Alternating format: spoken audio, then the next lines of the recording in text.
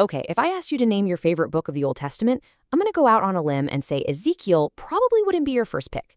It's one of those books we tend to skip over, but it's absolutely crucial. So let's dive into this explainer and see if we can make sense of this wild journey from just devastating judgment to breathtaking hope. Right, let's just get it out there. The book of Ezekiel is weird. I mean, you've got visions of crazy flying thrones with wheels inside of wheels, a prophet doing bizarre performance art in the street. If you've ever cracked it open and thought, what on earth is going on here? Trust me, you are not alone. It's actually designed to be unsettling.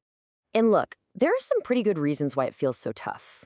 For one, it's long. We're talking about 20 years of prophecy, all packed into one book. It can feel really repetitive, and frankly, the first half is just this unrelenting drumbeat of darkness and judgment. But I think the biggest thing is that it shows us a side of God, his severity, that, we're not always super comfortable with. Okay, Section 1, the most neglected book, reading the Bible to know God. All this difficulty actually forces us to ask a really important question.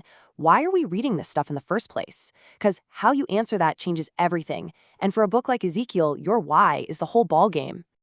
A lot of us, we kind of read the Bible medicinally, right? A few verses a day to keep the devil away. Or maybe devotionally, looking for a little nugget of inspiration, like a personal horoscope for the day. But what if the goal was just to know God, to really understand his character, his heart, and even how he acts when his patience finally runs out? When that's your goal, suddenly even the hardest parts of Ezekiel just pop with meaning. Section 2, a priest in exile, the world that forged a prophet. See, to get the prophet, you first have to get his world. Ezekiel's message wasn't just dropped out of the sky, no. It was forged in the absolute fire of a national catastrophe. Things went downhill, fast. There was this brief little flicker of hope with a good king named Josiah, but after he died, it was all over.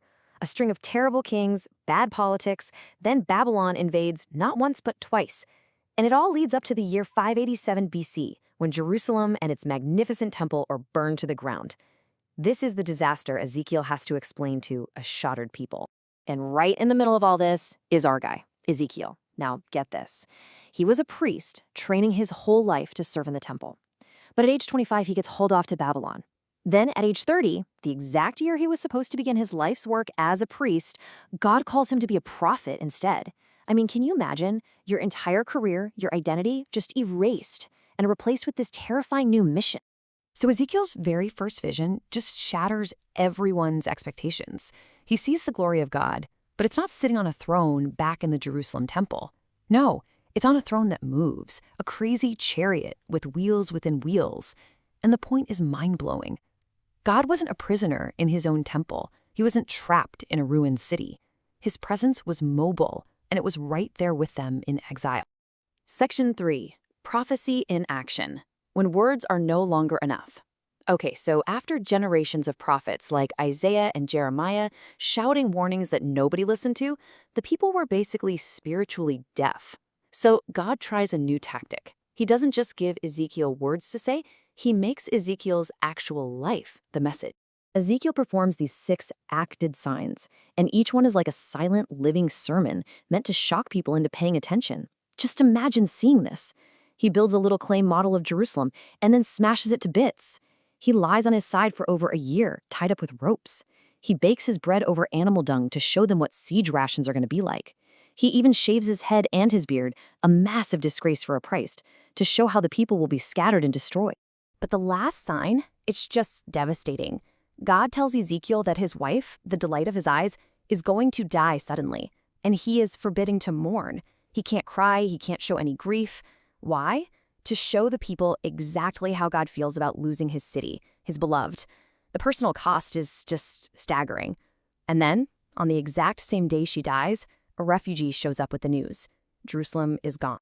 Part 4 is From Dry Bones to Hope, the dramatic pivot. So once Jerusalem has fallen, the warnings don't matter anymore. The worst has happened. And the tone of the entire book just flips on a dime. Because what do broken, hopeless people need? They need hope. And from here on out, that's Ezekiel's new job, prophet of restoration. And nothing captures this pivot better than this vision. God takes Ezekiel to a valley just filled with skeletons, dry, brittle, dead bones. It's a perfect picture of the nation of Israel. And then God asks this incredible question, Son of man, can these bones live? The implied answer is no way. But God's answer is a powerful, resounding yes, as he breathes new life into a nation that was completely dead. So where does God place the blame for this whole mess? Squarely on Israel's leaders, the kings and the priests. He calls them bad shepherds who fed themselves and used the flock for their own gain. But then comes one of the most incredible promises in the whole Bible. God says, essentially, you failed, so I'll do it myself. I myself will be their shepherd. And if you want to know the engine behind this restoration, get this. 77 times in these later chapters, God uses the phrase, I will. 77 times. I will gather you. I will cleanse you. I will give you a new heart. This isn't just wishful thinking. It's a divine guarantee. Israel's future isn't built on their ability to get it right. It's built on God's unbreakable promises. Okay, section 5, a vision of tomorrow, the temple that kept hope alive. Now we get to the final section, and it's probably the most mysterious part of the book. We're 25 years into exile now. Hope is wearing pretty thin, and God gives Ezekiel this incredibly detailed vision of a brand new, glorious temple. But this temple is different. It's measured out with this divine precision, like God is bringing order out of all the chaos. But then you notice the strange things. Wait, there's no Ark of the Covenant? And there's no high priest? Instead, there's a figure called a prince who worships with the people. And most importantly, the same glory of God that Ezekiel saw leaving the old temple, he now sees returning to this new one to live there forever. This is about way more than just a building. And then it gets even better. A little trickle of water starts to flow from the temple, and it gets deeper and wider until it's this huge, unstoppable river. And where does it flow? It flows into the Dead Sea, literally the most lifeless place on earth, and makes it fresh, teeming with life. The message here is huge. Wherever God dwells, life and healing and abundance just pour out into the world. So let's wrap this up. Section 6, why this prophet matters. The God who restores more than he removes. So what do we do with this strange, brutal, and ultimately beautiful book? Well, it shows us a God who is so much more complex and so much more committed than we could ever imagine.